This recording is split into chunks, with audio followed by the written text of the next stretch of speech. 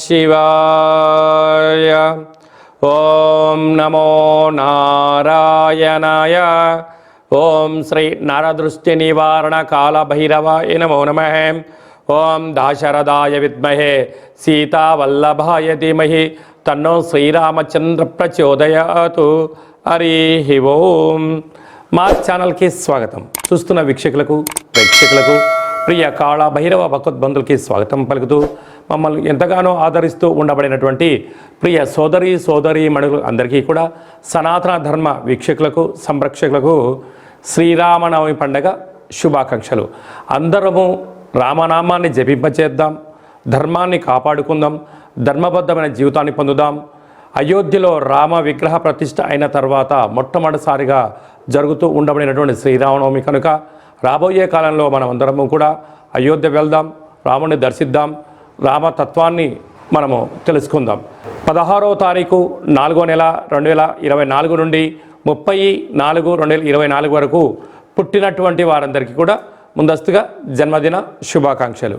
గతంలో వివాహం చేసుకున్న వారికి వివాహ వార్షికోత్సవ శుభాకాంక్షలు.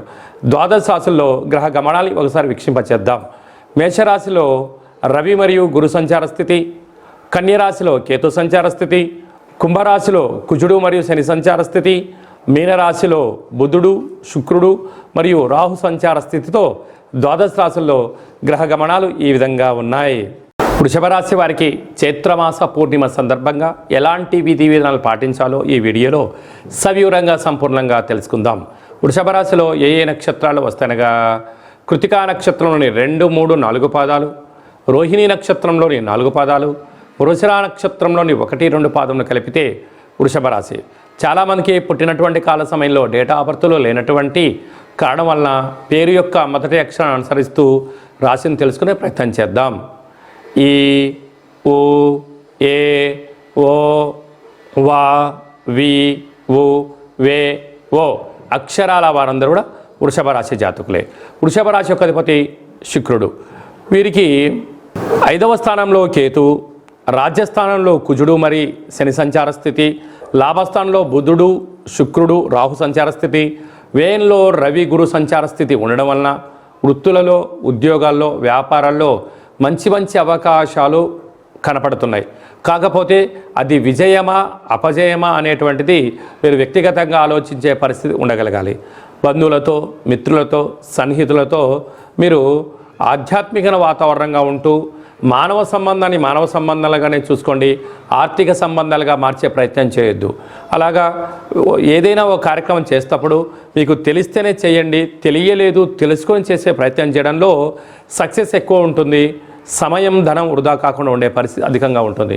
కనుక ఈ చైత్రమాస పూర్ణిమ రోజున వృషభ రాశి వారు తెల్ల జిల్లేడు వృక్షం దగ్గర ఆవు నేతితో దీపం పెట్టడం వలన మనశ్శాంతి కలుగుతుందని చెప్పి గమనించాలి.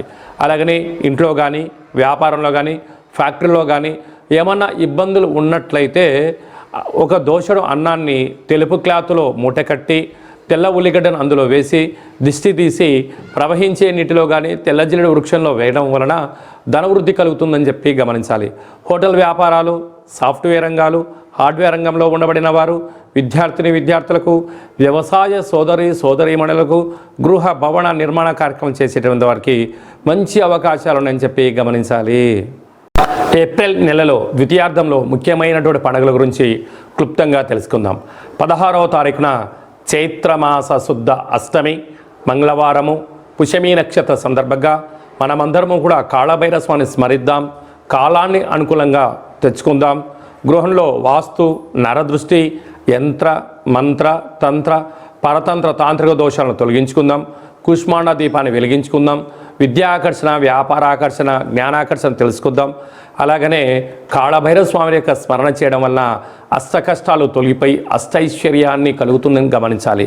మీకు ఇంట్లో చేసుకోవడానికి కుదరకపోతే ఈ కింద మనం సంప్రదించినట్లయితే మన యొక్క దేవాలయంలో కాళభైరవ స్వామి యొక్క పూజా కార్యక్రమాలని మీకు ప్రత్యక్ష ప్రసారంగా కూడా చూపించడం జరుగుతుంది.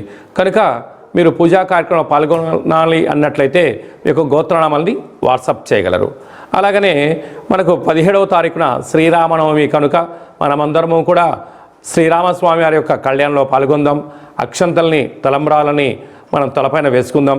అష్ట కష్టాలని తొలగింప చేసుకుందాం.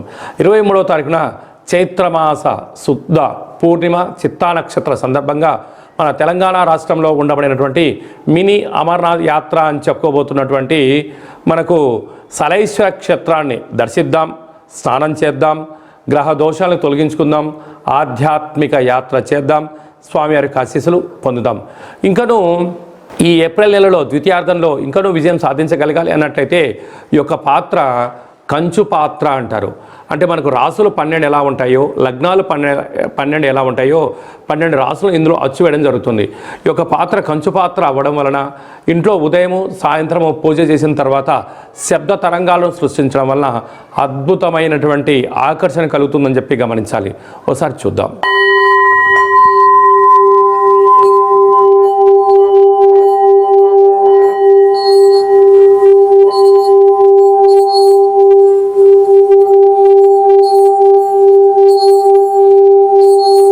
ఈ యొక్క శబ్ద తరంగాల ద్వారా మనిషి శరీరంలో ఉండబడినటువంటి 7 చక్రాలు వికసింపచేయడం, బయట ఉండబడిన లక్ష్మీదేవి ఇంట్లోకి రావడం, ఇంట్లో ఉండబడిన దరిద్ర దేవత బయటికి వెళ్ళడం కూడా జరుగుతుంటుంది.